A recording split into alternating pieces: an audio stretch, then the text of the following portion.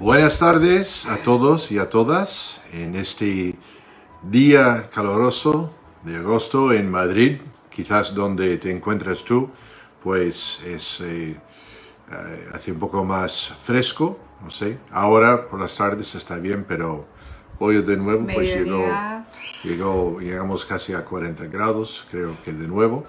Pues damos la bienvenida pues otra vez para todos y seguimos en nuestro estudio sobre lo que nos depara el futuro.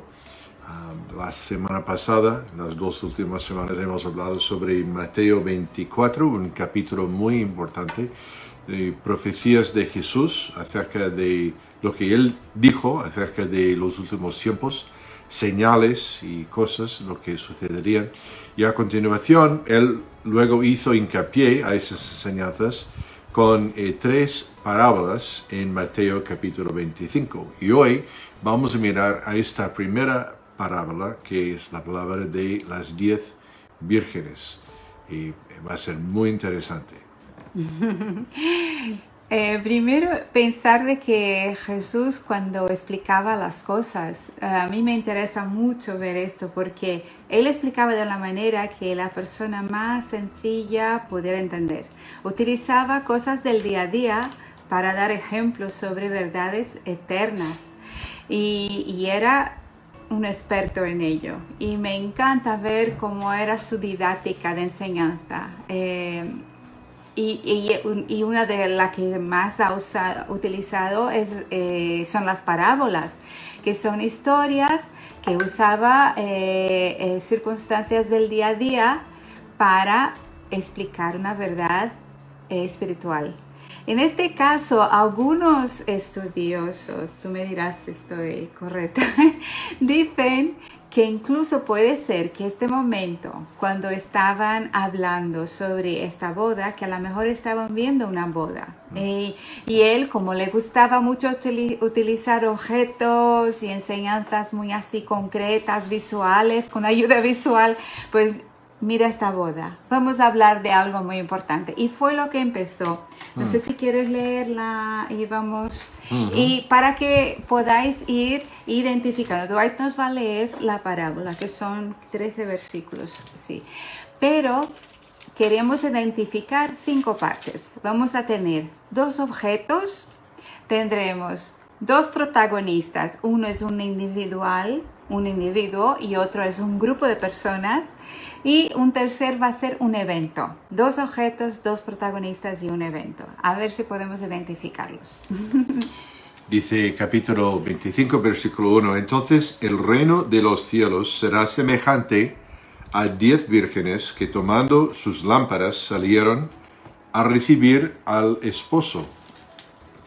5 de ellas eran prudentes y 5 insensatas.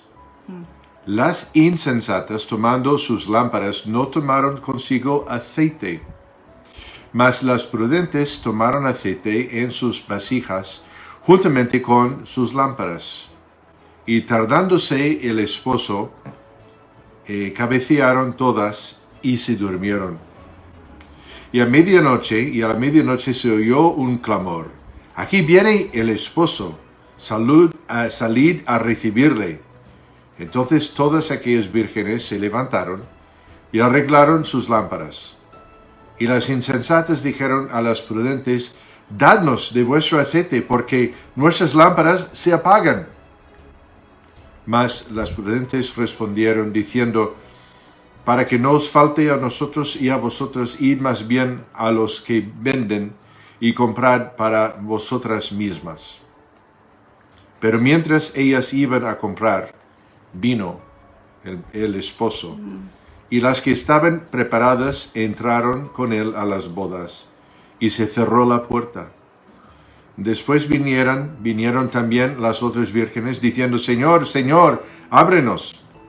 Mas él respondiendo dijo: de cierto os digo que no os conozco. Velad, pues, porque no sabéis el día ni la hora en que el Hijo del Hombre ha de venir. Wow. Podemos añadir que esta es una parábola profética. ¿no? Porque Jesús continúa contestando a los discípulos, porque ellos ¿qué preguntaron? Preguntaron, ¿qué va a pasar en los últimos días, en el fin de este tiempo? ¿Qué va a pasar? ¿Cuáles son las señales? Y él cuenta esta parábola, que más nada que la realidad que vamos a afrontar un día, todos estamos en esta parábola, y quiero que tú te identifiques con una persona u otra. Hay dos tipos de personas, pero vamos a empezar con los objetos. Estas damas de compañía serían como parte de la boda, del ritual, ¿cómo se dice? Olvidé la palabra, pero el ritual de la boda. Había esas 10 damas que acompañaban a la novia y ellas están con su lámpara, ¿no? Vamos a pensar, ¿qué pensamos que es esta lámpara? En la Biblia hay algunas relaciones entre la lámpara y ella misma. Yo mismo contesto. Pues la Biblia habla de sí mismo mucho, y una de ellas está aquí lo tengo escrito, está en Salmo 119, 105. Lámpara es para mis pies tu palabra y lumbrera a mi camino. Muy bien, entonces tenemos 10 personas que dicen conocer al novio, y ellas todas llevan lámparas. Continuando con la historia, vemos que hay una diferenciación, porque también la mitad, 5 de ellas, llevan aceite y las otras 5 no. En la Biblia también se hace mucha referencia. Lo que he estado descubriendo estos días es que Dios nos habla mucho a través de comparaciones. Le gusta usar objetos que entendemos para lo que está escrito, podemos entender aún más, ¿no? Jesús obviamente lo hizo verbalmente, pero la Biblia está llena de esto, como por ejemplo la Biblia es como la lámpara. Y el aceite ha sido varias veces utilizado. La primera que estuvo, Jesús mismo dijo, él dijo, el Espíritu del Señor está sobre mí, porque Él me ha ungido, se supone, con aceite, porque se unge con aceite, para llevar la buena noticia a los pobres. Así que Jesús estaba ungido. Él era Padre, Hijo y Espíritu Santo. Y Él llevaba el Espíritu Santo en sí. Pero también habla de nosotros. En 1 de Juan 2:27 dice, eso es un mensaje a los seguidores de Cristo. Pero la unción que vosotros recibisteis de Él permanece en vosotros, y no tenéis necesidad de que nadie os enseñe. Así como la unción misma os enseña todas las cosas, y es verdadera y no es mentira. Según ella os ha enseñado, permanecer en Él. ¿Cómo es importante? Aquí que vemos la importancia del Espíritu Santo para entender la Biblia. Totalmente, sí, sí. Sí. Pues vemos que la Biblia misma está diciendo que cuando tenemos el Espíritu Santo en nuestras vidas, Él nos va a enseñar. Porque la Biblia, de una cierta manera, sin el Espíritu Santo, hay mucha gente, como hablamos en la primera clase, hay mucha gente que lee la Biblia y no la entiende. ¿Y por qué será esto? Quizás porque no esté haciéndolo con el corazón y como debe de ser. Porque cuando queremos entender algo, el Espíritu Santo nos enseña y Él va a estar con nosotros. Si tenemos un corazón que pide a Dios, quiero entender, no lo estoy leyendo para encontrar equivocaciones, no estoy leyendo para meterme con algún creyente, no, voy a leer porque quiero entender. Dios, el Espíritu Santo te va a enseñar. Entonces ahí estamos hablando de la lámpara. Las vírgenes llevaban sus lámparas y la mitad de ellas tenía el aceite en la lámpara y la otra no. Muy bien. ¿Tienes algún comentario que hacer al respecto? No. ¿No? Bueno, es luego, que lo estoy explicando tan bien, luego él tiene mucho que decir, pero bueno. Ahora hablamos de uno de los protagonistas, quizás el principal junto a la novia, pero se habla del novio, no se habla de la novia. se entiende, ya más tarde voy a hablar quién es la novia. El primer protagonista es el novio. Jesús, cuando estamos hablando sobre lo que nos depara el mañana. Y por eso esta parábola encaja también, porque hace referencia a ese día, que va a ser en Apocalipsis 19, de 7 a 9. No lo voy a leer, pero se llama, tiene el título de la boda del Cordero. Y es el día que vamos a subir con Jesús y vamos a la iglesia, que es la novia, se va a casar con el novio, que es Cristo. Cuando digo iglesia, quería dejar claro que no estoy hablando de denominaciones. No estoy hablando de evangélicos, de protestantes, de católicos, de lo que sea. No importa qué iglesia viene. Estoy hablando de la iglesia mundial, de los que servimos y seguimos a Cristo, los creyentes en Jesús, que hemos entregado nuestra vida a Jesús. Y hay de esos por todos los mundos y entre todas las denominaciones, ¿vale? Esto cuando digo la iglesia, a eso me refiero. Y el nuevo novio, que es Jesús, se va a casar. Es como que este momento nos estamos preparando para recibir el novio, que es Jesús. Ahora pasamos a las 10 vírgenes, ¿no? Las 10 vírgenes se dividen en dos grupos. Ahí empieza a cambiar un poco, porque la mitad de las vírgenes tiene aceite en su lámpara y las otras, que son las llamadas las prudentes, y la otra mitad son las insensatas.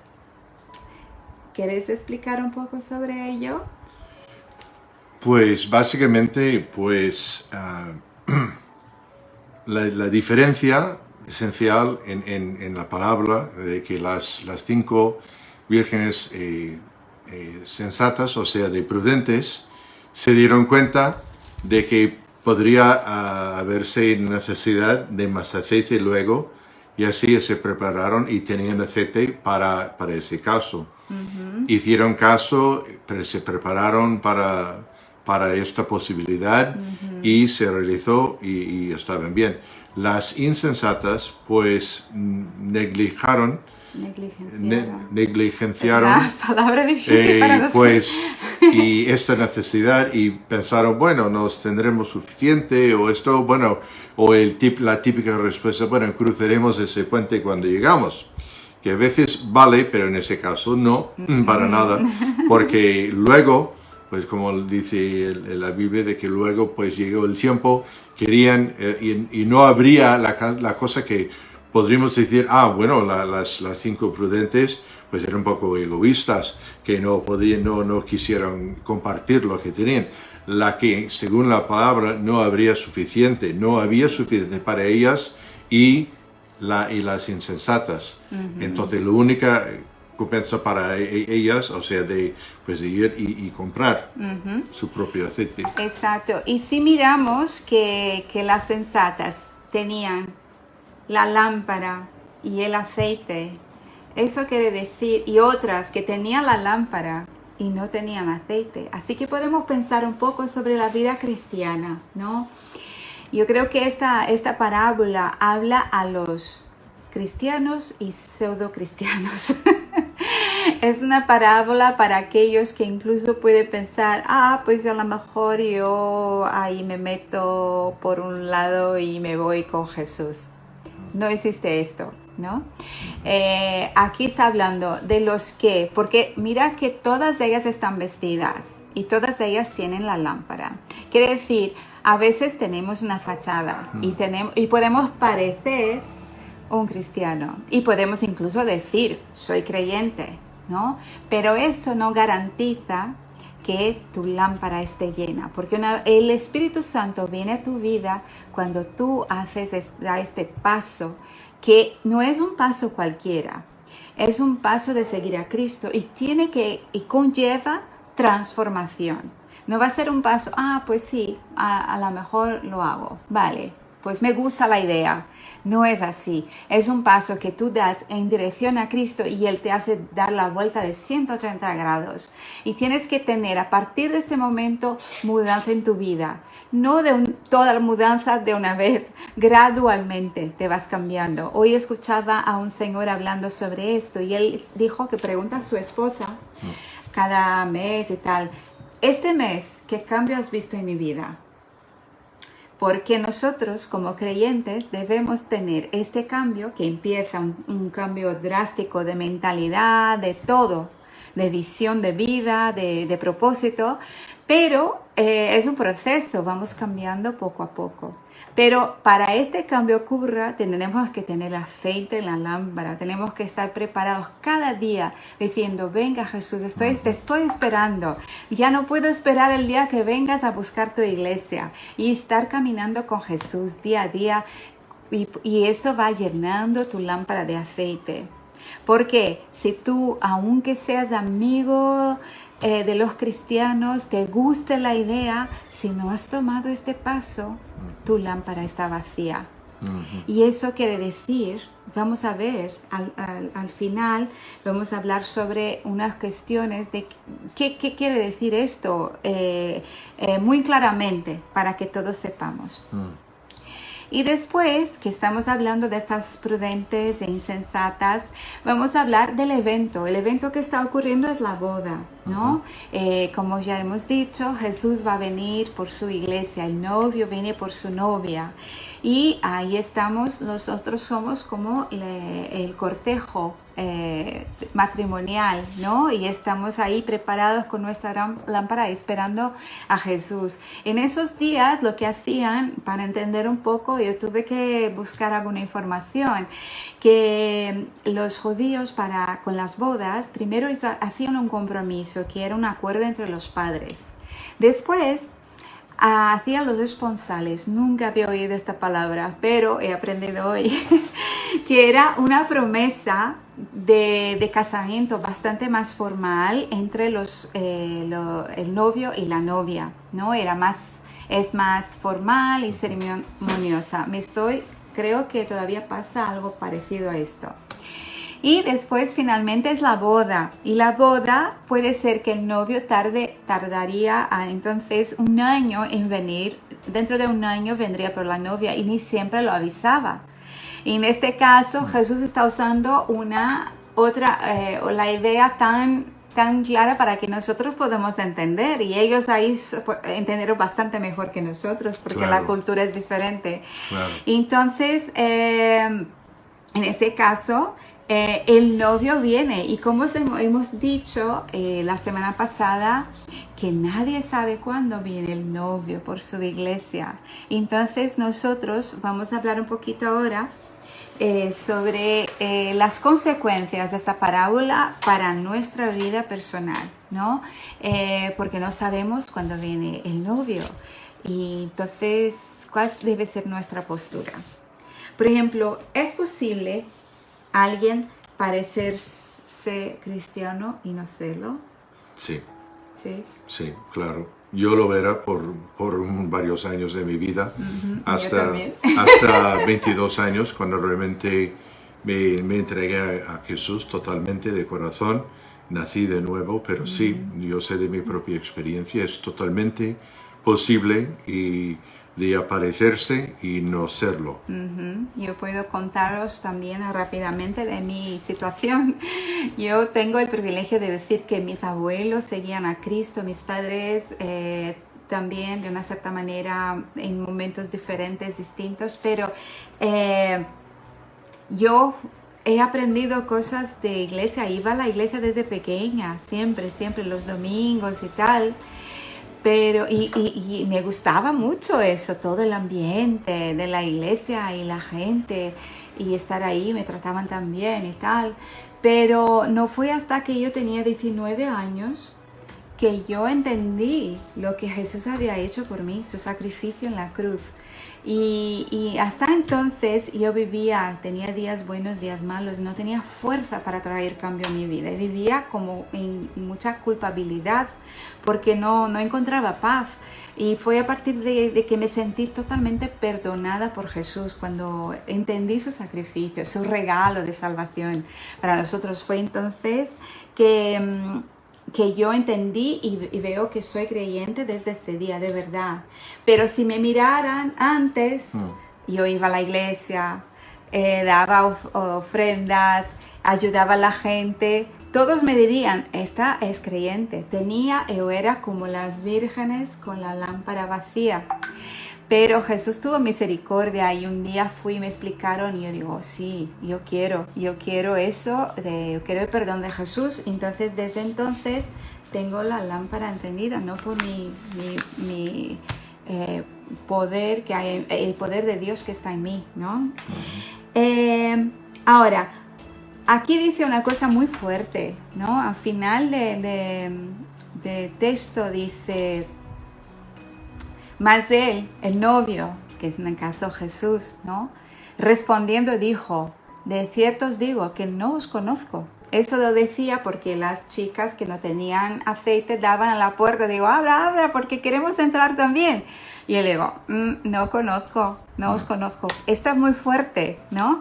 Y yo quisiera tanto hoy dejar un hincapié muy potente de que uno tiene que saber, porque un día vamos a recibir una palabra de Jesús de una manera o de otra, ¿no? ¿Cómo puedes asegurar uno de ser conocido por el Señor? ¿Cómo se puede? Pues sí, la diferencia es clave, es de creer en Él de corazón, de totalmente, y no quizás una aceptación mental aquí en la cabeza. Bueno, creo que Jesús existe y esto y tal, pero realmente de tomarlo por serio, de recibirle, ¿no? Juan 1:12 lo dice muy claro, hablando de Jesús, dice el apóstol Juan escribió, mas a todos los que le recibieron, hablando le recibieron a Jesús, a los que recibieron a Jesús, a los que creen en su nombre, les dio potestad de ser hechos hijos de Dios. Y quizás aquí es la diferencia, el paralelo de las vírgenes prudentes y las vírgenes insensatas, de que es una cosa ser criatura de Dios, creación de Dios, y es otra cosa ser hijo de Dios. Si hiciéramos una encuesta por las calles, preguntando, tanto no importa el país, donde sea, pues, ¿es usted o eres tú, pues, hijo de Dios, hija de Dios? Una inmensa mayoría diría que sí. Y realmente tenemos que darnos cuenta de que nadie es hijo de Dios hasta que tome esta decisión de recibir a Jesús como Señor y Salvador. Eso es también más tarde en Juan capítulo 3, se habla de nacer de nuevo. Y es el encuentro entrañable entre Jesús y un hombre que pensaría todo el mundo que era hijo de Dios, que era alguien con su lámpara y aceite de sobra, un tal maestro religioso, se llama Nicodemo. Pero Nicodemo se dio cuenta de que no, él sabía de Dios, pero no conocía a Dios, y que era criatura de Dios, pero todavía no era hijo de Dios. Luego se cree que él sí se entregó a Cristo y se hizo hijo de Dios de verdad. Pero yo creo que esa es la analogía, ¿no? De uno dejar de ser criatura de Dios. Todos, las 7 billones de personas en el mundo, pues todos son criaturas de Dios, creación de Dios, criaturas de Dios. Pero hasta que uno reciba, hasta que uno nazca de nuevo, no puede decir que es hijo de Dios. Ahí está la clave. Muy bien, gracias. Pues el conocer, cuando Jesús dice no te conozco, obviamente Él te conoce. ¿no? Es una palabra fuerte porque yo creo que quieren darnos un mensaje muy fuerte de alerta, ¿no?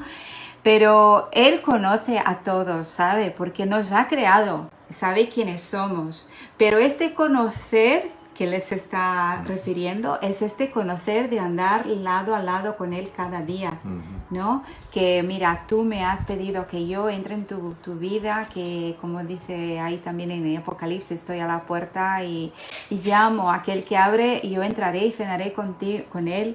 Y en el caso la cena te da ahí esta idea de conocer profundamente a una persona, porque alrededor de la mesa siempre hay mucha intimidad. Pues Él quiere conocernos a este nivel.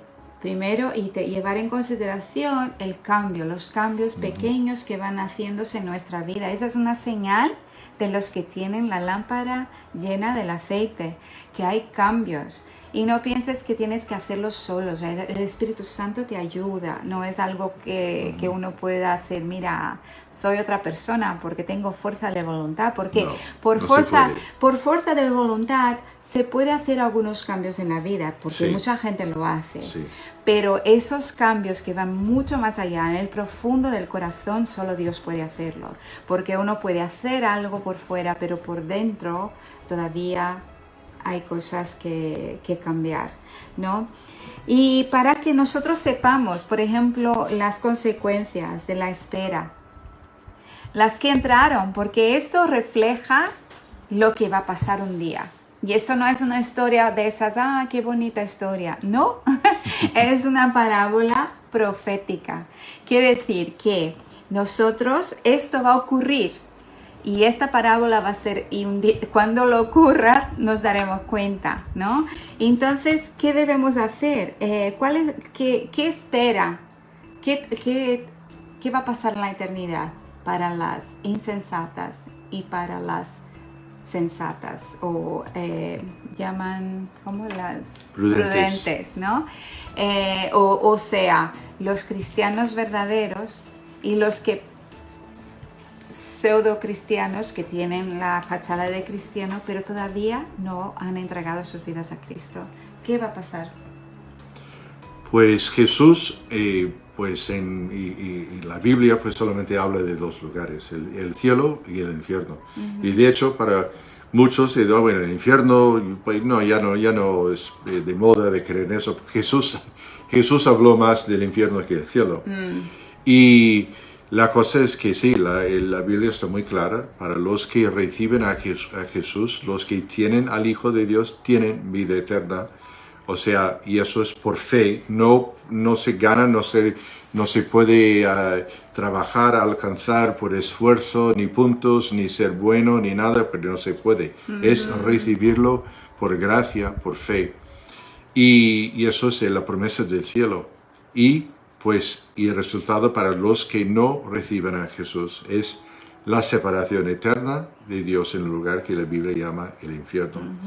O sea, aunque no nos gusta hablar, porque esto, ¿quién le gusta hablar del infierno? Pero el infierno es una realidad, es algo que es el destino de mucha gente que no toma este paso de fe en Jesús. Por eso estos estudios que estamos haciendo, porque en primer lugar vemos la situación, casi ya acabamos porque el tiempo ya se nos va, pero para terminar, vemos cómo está nuestro mundo hoy. Todos nos preguntamos a dónde estamos yendo, ¿no? Y hemos visto, he estado estudiando y Dwight también muchas veces sabe mucho de esto ya. La Biblia está llena de referencias al fin de los tiempos, ¿no? Que este fin de los tiempos puede ser 5 años, pueden ser 10 años, no sabemos. O puede ser mañana, ¿no? Jesús puede venir por nosotros mañana. Es que no se sabe, pero por eso la urgencia de recibir a Cristo, entregar tu vida a Jesús y tener tu lámpara encendida esperando por Él. Así yo me encuentro esos días, porque estudiando la Biblia te llenas de fe. La palabra, la fe viene por el oír y el oír por la palabra de Dios. Cuanto más lees la Biblia, más de más fe te llena tu corazón. Y esto es lo que me está pasando a mí, quiero compartir con todos vosotros. Así que si no sabes, vamos en el YouTube, vamos a dejar ahí algunas citas para que puedas tú estudiar más este tema. Y oro que sea el caso de que tú, si todavía no conoces a Cristo, que tú puedas tomar esa decisión. Y vamos a orar por ti ahora mismo y para que todas las dudas se acaben, que el Espíritu Santo hable a tu corazón, y lo único que tienes que hacer es tener un corazón abierto y aceptar el regalo de Jesús. Oramos. Sí. Padre, gracias por tu palabra, gracias por esta enseñanza que, aunque es fuerte, y sabemos que a la mitad de estas personas pues no tuvieron un buen fin, o sea, al contrario, que excluido de tu presencia para siempre. Pero es la verdad, y pido, Señor, que para cualquier que esté escuchando pues a esta enseñanza, que se dé cuenta, que si no te conoce, pues que se dé cuenta de su necesidad espiritual, y que tú le ayudes, Señor, a conocerte, porque es el gozo más del mejor del mundo, y de no solamente, de estar preparado para el futuro, sino para vivir en tu presencia hoy, ahora mismo, y de experimentar tu fuerza, tu diferencia en la vida, Señor. Así pedimos a Dios que bendigas este tiempo a todos los que están escuchando. Guíanos, Señor, en tu palabra, porque tu palabra es verdadera, es lumbrera a nuestro camino. En tu nombre oramos. Amén. Amén. Pues volvemos, el martes con Hechos, y el jueves volvemos con otra parábola, que Jesús contó 3 parábolas en Mateo 25 y que creemos que son muy importantes y explican muy claramente para cualquier persona el plan de Dios para nuestras vidas. Así que nos vemos. Un besito. Hasta luego. Hasta luego. Dios.